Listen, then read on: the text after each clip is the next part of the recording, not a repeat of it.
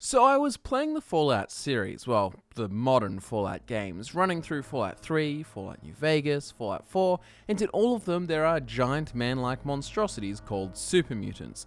Now these guys are a pretty cool feature of the Fallout series, so I went ahead to look for playable super mutant mods, and I found a few, so I mucked around and had a bit of fun.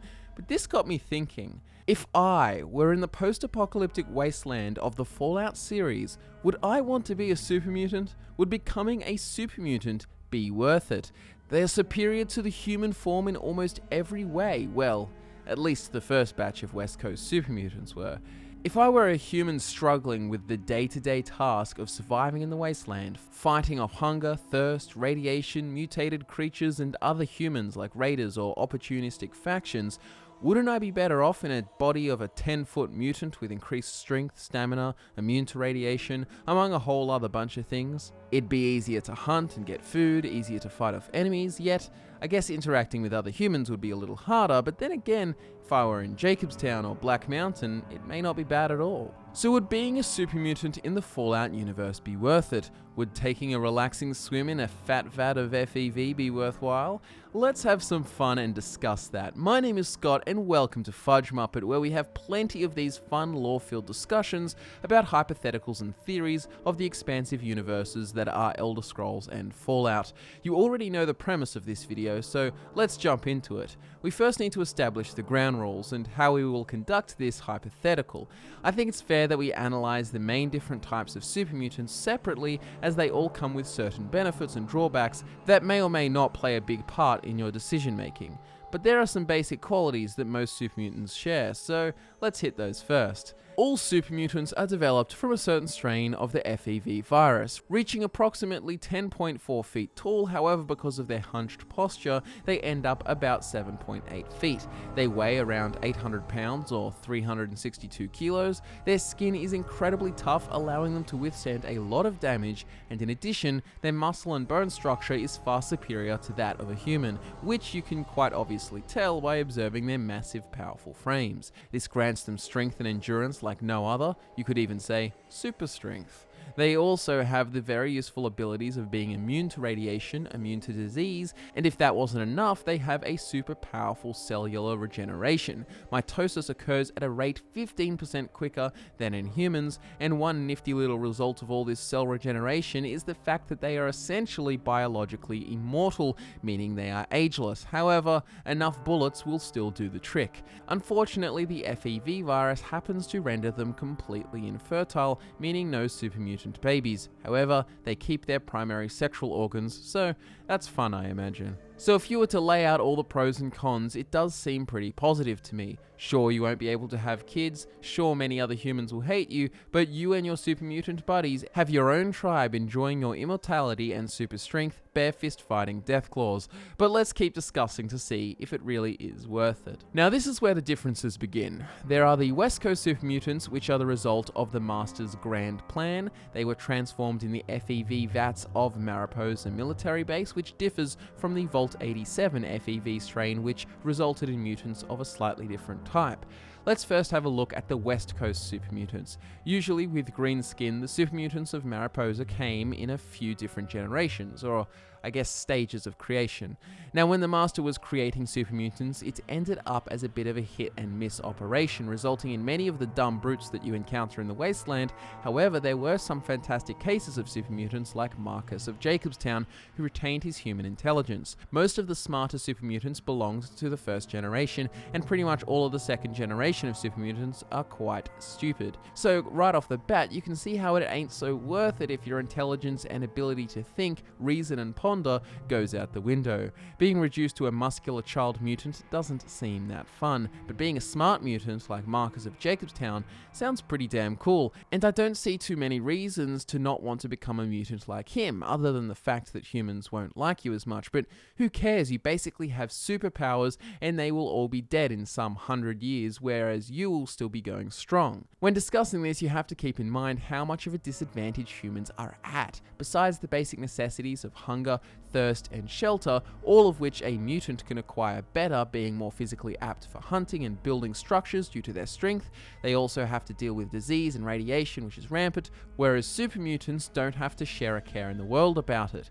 However, if you do become a dumb brute instead of retaining your intelligence, I would say it probably isn't worth it, basically becoming a temperamental, violent, super strong child, which I don't think is a good way to live for all of existence until you are overpowered and killed. But on the flip side, if I get to keep my intelligence, then I think it is definitely worth it. But wait, there are two other types to talk about, one of which is a subgroup of the West Coast super mutants. Let's talk about the nightkin. During the events of Fallout 1, when the Master was rampantly creating a grand super mutant army, he had a nice little project going on, the apex of his super mutant creations.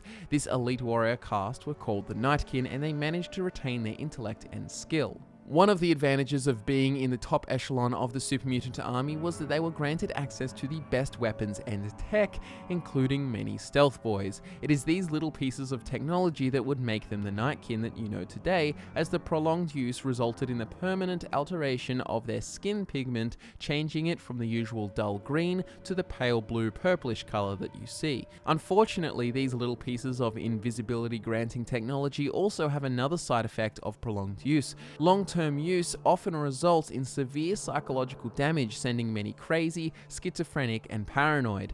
This is where you have cases like Lily, Davidson, and the other quirky, crazy nightkin of the wasteland.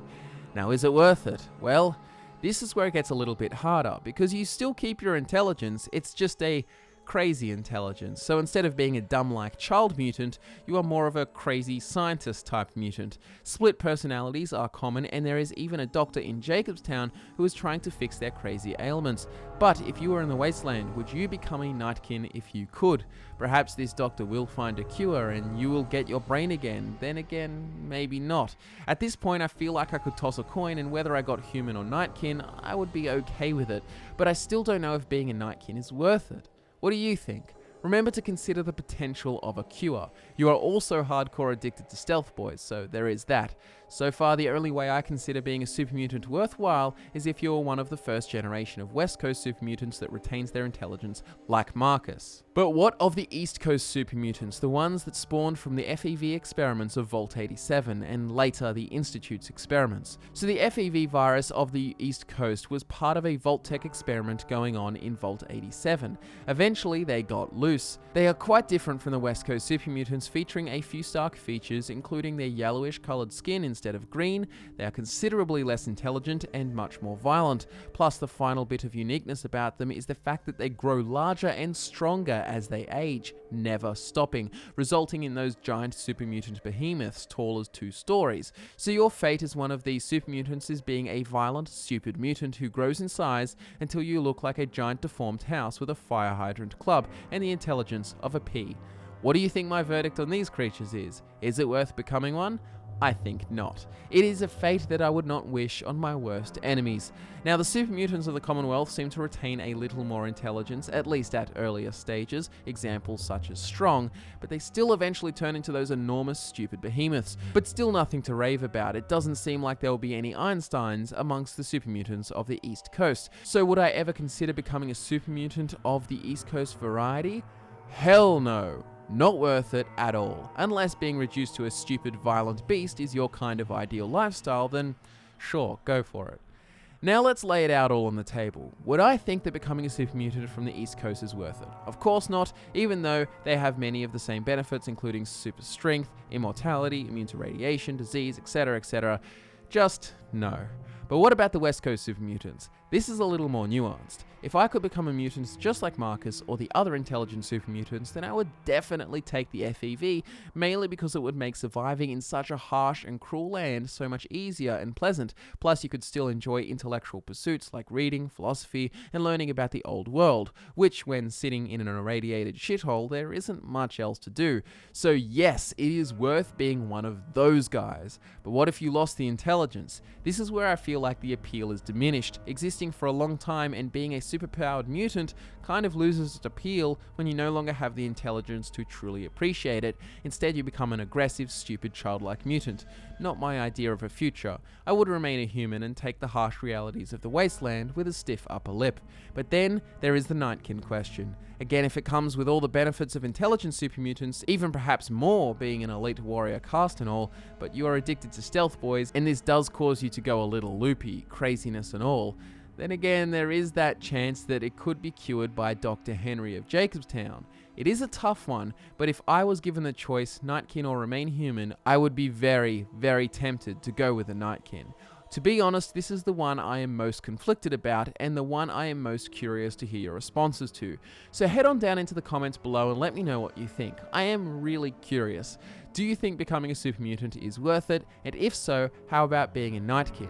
Would you chance it? Let me know down below, and on your way down, head into the description where you can find links to our social media accounts where you can have a fun little discussion with us. Anyways, my name is Scott from Fudge Muppet. I hope you enjoyed this little hypothetical Fallout lore discussion. Perhaps there will be more of these on the channel soon. Subscribe so you can keep up to date. Like the video if you enjoyed it. My name is Scott from Fudge Muppet, and I will be back to nerd out with you again next time.